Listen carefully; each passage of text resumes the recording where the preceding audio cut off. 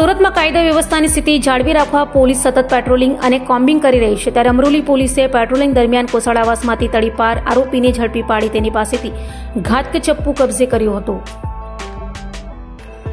Surat police commissioner Wabang ઝામીર, અધિક police commissioner Bagadiya, નાયબ police commissioner Jhala અને મદદનીશ પોલીસ કમિશનર ચોવટિયાની સૂચનાને લઈ શહેરમાં કાયદો વ્યવસ્થા જાળવી રાખવા માટે પોલીસ મેદાને છે, ત્યારે પીઆઈ જેબી વનારની ટીમ, પીએસઆઈ આરબી ઝાલાની ટીમ પેટ્રોલિંગમાં હતી, ત્યારે મળેલી બાતમીના આધારે કોસાડ આવાસ H1 પાસેથી તડીપાર રીઢા ગુનેગાર કોસાડ આવાસમાં જ રહેતા સમદ ઉર્ફે બટકો કાસિમ શેખને ઝડપી પાડી તેની પાસેથી ચપ્પુ કબજે કરી તેને કાયદાનું ભાન કરાવ્યા બાદ તેની વિરુદ્ધ કાયદેસરની કાર્યવાહી હાથ ધરી હતી.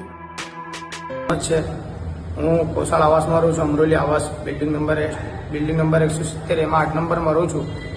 હું હમણાં નાયરા પેટ્રોલ પંપની પાછળની રોડ પરથી ફરતો ચાકુ લઈને પકડાયો. પોલીસવાળા મને પકડ્યા ને મારી પાસે આવી વસ્તુ નીકળી ને ઘણા બધા મારા પર જૂના ગુના છે ને આજ પછી આ ગુનો કોઈ કરજો બી નહીં ને હું બી આજ પછી આ ગુનાઓ કરીશ નહીં ને ચાકુ લઈને ફરીશ નહીં.